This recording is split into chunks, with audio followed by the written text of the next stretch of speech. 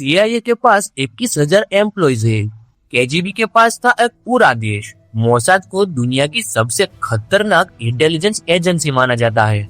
लेकिन इन सब से 2300 साल पहले एक भारतीय राजा ने एक ऐसा जासूसी तंत्र बनाया था जिसके सामने सीआईए आज भी अधूरी लगती है। 300 बीसी भारत एक ऐसा नेटवर्क जो आज तक कॉपी नहीं हो सका। उस राजा का नाम था चंद्रगुप्त मौर्य और उसके जासूसी सिस्टम का मैन्युअली आज भी ऑक्सफोर्ड में पढ़ाया जाता है। आज हम वो राज खोलेंगे जो अपनी हिस्ट्री की किताब ने कभी नहीं बताया। बात करते हैं उस किताब की जिसे दुनिया ने 2000 साल तक खोया हुआ माना। 1904 में एक तमिल पंडित ने मैसूर के एक पुराने घर में ताड़ के पत्तों पर लिखी एक मैन्युस्क्रिप्ट दी लाइब्रेरी को। उसे पढ़ने वाले स्कॉलर का नाम था आर समशास्त्री। जब उन्होंने उसे ट्रांसलेट किया तो पूरी दुनिया हैरान रह गई। अर्थशास्त्र लिखा गया 300 बीसी में, मिला 1904 में। वो किताब थी अर्थशास्त्र, लिखी थी कौटिल्य ने, जिन्हें आप चाणक्य के नाम से जानते हैं। और उस किताब का एक पूरा सेक्शन था सिर्फ और सिर्फ जासूसों के लिए। कौटिल्य ने लिखा था, राज्य की सुरक्षा सेना से नहीं सूचना से होती है। सोचिए 300 बीसी में जब यूरोप में लोग अपने ट्राइब्स में लड़ रहे थे।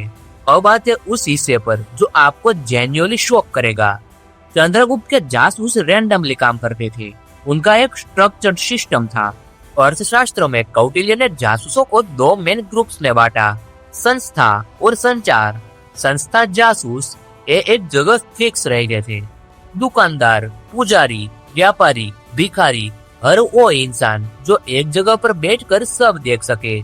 संचार जासूस ये चलते फिरते थे, साधु के वेश में, यात्री के वेश में, स्टूडेंट के वेश में, एक राज्य से दूसरे राज्य तक इंफॉर्मेशन कैरी करते थे। लेकिन यहाँ असली ट्विस्ट है। कौटिल्य ने एक और कैटेगरीज बनाई थी, सत्री यानी female spice, female intelligence agents. 300 BC में ये महिलाएं विधवाओं के, नर्तकियों के या गृहिणियों के वेश में दुश्मन के दरबार में घुसती थी। मिनिस्टर की पत्नी की सहेली बनती थी और वो राज सुनती थी जो किसी मर्द जासूस को कभी नहीं मिलते। सीआईए ने फीमेल फील्ड एजेंट्स फॉर्मली 1947 में रिक्रूट करने शुरू किए। चंद्रगुप्त ने 300 बीसी में। अब वो हिस्सा जो शायद आपने नहीं सुना होगा। अर्थशास्त्र में एक और कैटेगरीज का जिक्र है, विष कन्या। ये वो लड़कियां थी जिन्हें बचपन से थोड़ी थोड़ी मात्रा में जहर दिया जाता था। धीरे धीरे वर्षों तक, जब तक वो बड़ी होती, उनका शरीर पॉइजन रेजिस्टेंट हो जाता था। वो खुद जहर बन जाती थी। उनका काम था दुश्मन राजाओं या जनरल्स के करीब जाना और बस उनके पास रहना। मॉडर्न बायोकेमिस्ट्री, इसे मित्रित डेटिज्म कहते हैं, यानी ग्रेजुअल पॉइजन एक्सपोजर से इम्यूनिटी बिल्ड करना। इसे 2001 में वेस्टर्न साइंस ने फॉर्मली डॉक्यूमेंट किया। कौटिल्य ने इसे डिप्लॉय किया था 300 बीसी में। लेकिन चंद्रगुप्त का सिस्टम यहाँ नहीं रुकता।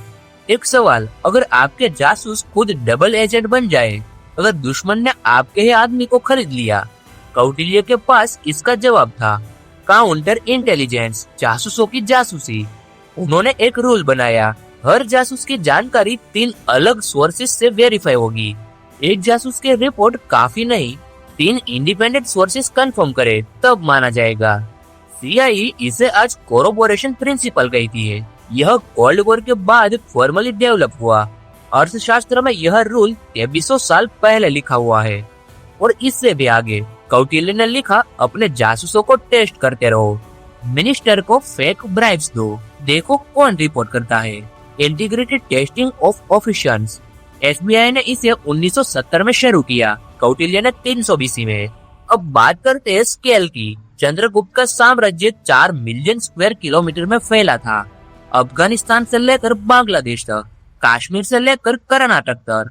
Maurya empire 4 million square kilometre, आज के 14 देशों में। इतने बड़े एम्पायर को कंट्रोल करने के लिए बिना टेलीफोन के, बिना इंटरनेट के, बिना रेडियो के चंद्रगुप्त को रियल टाइम इंफॉर्मेशन चाहिए थी और वो मिलती भी थी। कौटिल्य ने एक रिले सिस्टम बनाई थी। हर 10-15 किलोमीटर पर एक पोस्ट जहां एक ट्रेंड मैसेंजर हमेशा तैयार रहता था। इंफॉर्मेशन पाटलिपुत्र से अफगानिस्तान के बॉर्डर तक 7 दिन में पहुंचती थी। 18वीं सेंचुरी तक कोई भी यूरोपियन एम्पायर इतनी फास्ट इंटरनल कम्युनिकेशन नहीं कर सकती थी। ब्रिटिश इंडिया में पहला टेलीग्राफ 1841 में आया और सबसे इम्पोर्टेंट, जासूस डायरेक्टली राजा को रिपोर्ट नहीं करते थे। एक चीफ ऑफ इंटेलिजेंस था, महामात्य पसर्व, जो सारी इंफॉर्मेशन कंपाइल करके वेरीफाई करके राजा तक पहुंचाता था। Direct of intelligence, structure chain of command, CIA में यह पोजीशन 1947 में बनी। ग्रीक सोर्सेस बताते हैं चंद्रगुप्त पर कई असैसिनेशन अटेम्प्ट्स हुए, हर एक फेल हुआ। राजा इतनी सावधानी से रहता है कि शत्रु उस तक कभी पहुंच ही नहीं सकता। और एक और प्रूफ, जब सेल्यूकस निकेटर, अलेक्जेंडर के सबसे पावरफुल जनरल ने इंडिया पर हमला किया, चंद्रगुप्त को उसकी आर्मी की स्ट्रेंथ, रूट और टाइमिंग पहले से पता थी। वो तैयार था।